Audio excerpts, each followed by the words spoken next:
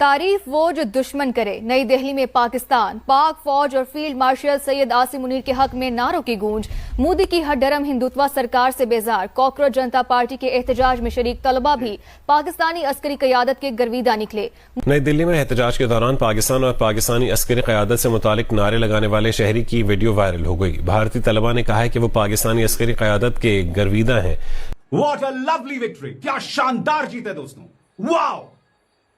भारत के प्रधानमंत्री, निर्लज्ज, निकम्मे और निर्दयी प्रधानमंत्री नरेंद्र मोदी को घुटनों पर आना पड़ा। धर्मेंद्र प्रधान को मैं ये पूछ रहा हूं, आप एज ए जर्नलिस्ट गए वहां? मैं क्यों जाऊं? देश के सेंटर में धरना हो रहा है, एज ए जर्नलिस्ट आपकी ड्यूटी नहीं है वहां जाना? मैं तो आपका फैन हो गया था 2011 में जब आप वहां से आंदोलन कवर करते थे। मैं तो फैन हो गया था आपका वहां से। आज जब वहां पे बच्चे प्रोटेस्ट कर रहे हैं, आप गए नहीं, आपको क्या पता वहां बच्चे हैं कि गुंडे हैं? अरे आप इतने बड़े जर्नलिस्ट हैं सर, आपके लाखों करोड़ों लोग फैन हैं। एक बार इन जनजी की आवाज उठा लो, आप एक बार इस जनजी की आवाज उठा लो, आप सुपरस्टार बन जाओगे देश के सर। आप एक बार इन जनजी की आवाज उठा लो। रोज आपको देखते हैं, वो उम्मीद करते हैं अर्नब गोस्वामी जी आज हमारी आवाज उठाएंगे, अर्नब गोस्वामी जी आज हमारी आवाज उठाएंगे, लेकिन अर्नब गोस्वामी जी आंखें बंद करके बीजेपी का एजेंडा चलाते हैं सर।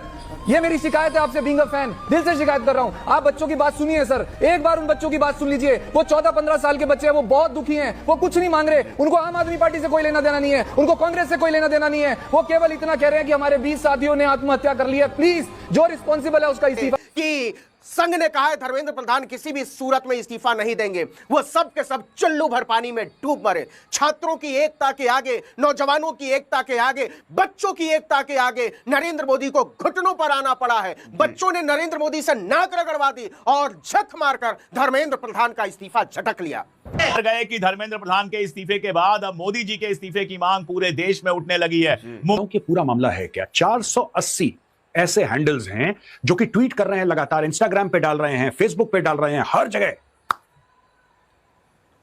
जंतर मंतर में ऐसा हो गया, ये हो गया, पुलिस ने ये कर दिया और दिस एंड दैट, दुनिया भर की चीजें। अब ये पता लग रहा है कि all these are Pakistani based. ये 2025-2026 में क्रिएट करे गए थे और कई हैंडल इसमें एक्टिव थे ड्यूरिंग ऑपरेशन सिंदूर। ये नैरेटिव वॉर का एक हिस्सा थे पाकिस्तान के और अब पता लगा कि ये सब के सब घुसे जंतर मंतर में और वहां पे बॉर्डर पार से अराजकता फैलाने की इन लोगों ने।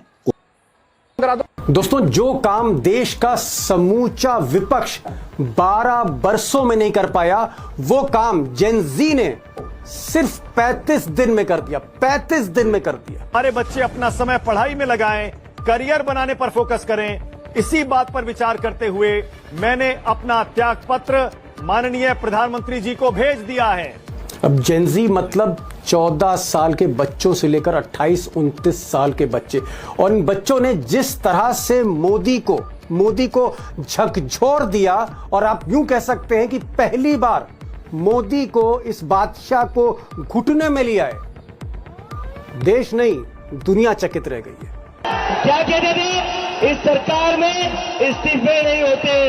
हम कहना चाहते, झुकती है दुनिया, झुकाने वाला चाहिए। सच यह है कि 25 जुलाई को अगर मोदी धर्मेंद्र प्रधान का इस्तीफा नहीं लेते तो 27 आते आते देश में कोहराम मच जाता। और 24 जुलाई की रात जब मोदी के राष्ट्रीय सुरक्षा सलाहकार अजीत डोभाल और उनके प्रिंसिपल सेक्रेटरी पीके मिश्रा और तमाम अधिकारियों ने देश भर की खबरें, इनपुट उनके आगे रखी टेबल पर और यह बताया कि जेनजी 100 से ज्यादा शहरों में सड़कों पर है, स्थिति भयानक है और वो कूच कर सकता है, और साथ में किसान भी कूच कर रहे हैं। 27 तारीख 28 तारीख तक हंगामा हो सकता है, संसद घिर सकती है।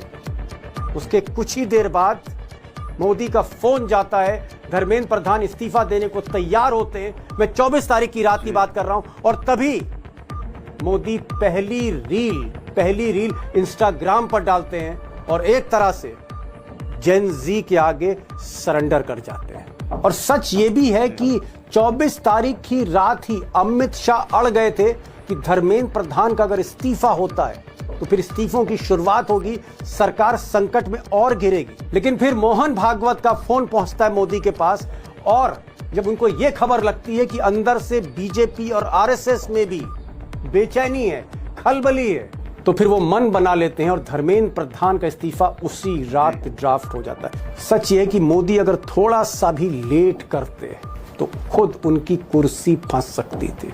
अगर इसको 72 घंटे और पोस्टपोन कर देते तो पता नहीं क्या हो जाता। सरकार की गिरने की नौबत आ सकती 72 घंटे के अंदर। अगर किसान भी दिल्ली को आके घेर लेते तो फिर बहुत अलग स्थिति बन सकती।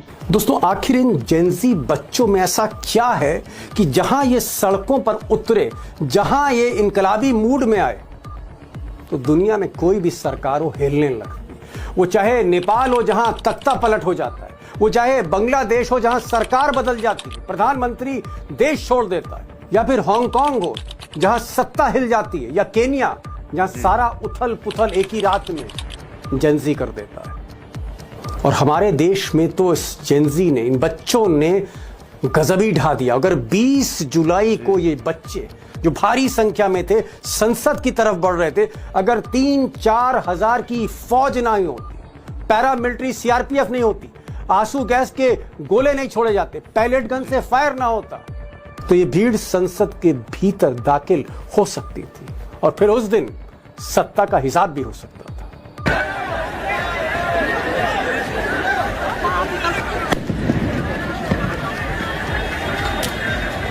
और दोस्तों, असली सवाल कि इस जेन जी में, इन बच्चों में ऐसी कौन सी खूबी है, क्या खासियत है कि जहां चाहते हैं वहां इनको राह मिल जाती है और जिसको चाहें अपने आगे झुका लेते हैं।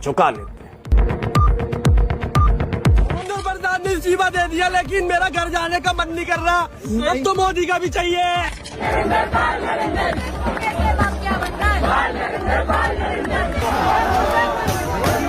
दोस्तों, कोई भी सरकार हो, कोई भी रूलर हो, प्रधानमंत्री हो, नरेंद्र मोदी हो या कोई हो दुनिया, आखिर सरकारें इनके आगे क्यों झुक जाती, इनको टैकल क्यों नहीं कर पाती?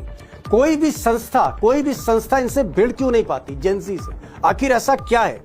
मैं कोशिश करूंगा इस बड़े सवाल की तह में जाने के कि आखिर क्यों मिस्टर मोदी या अमित शाह या उनका पूरा थिंक टैंक या आरएसएस या सारी ब्यूरोक्रेसी या मोदी का सिस्टम इन बच्चों को क्यों नहीं समझ पाए, पहले दिन से क्यों नहीं समझ पाए, और 35 दिन में ही तख्ता कैसे हिल गया मिस्टर मोदी का, इस पर मैं जाऊंगा। लेकिन कुछ बुनियादी बातें आपको भी समझनी जरूरी हैं। मिसाल के तौर पर, जैसे मैं अखबार के दौर में, रेडियो के दौर में मैं जन्म लेता हूं। आप में से कुछ लोग होंगे जो न्यूज चैनल के दौर में पैदा हुए, लेकिन ये जो क्लास है, ये जो बच्चे हैं, ये इंटरनेट की पीढ़ी, इंटरनेट में इन्होंने जन्म लिया है, जहां इनके हाथ में पहले से ही सोशल मीडिया, फेसबुक, इंस्टाग्राम, सब कुछ इनके आंखों के सामने था।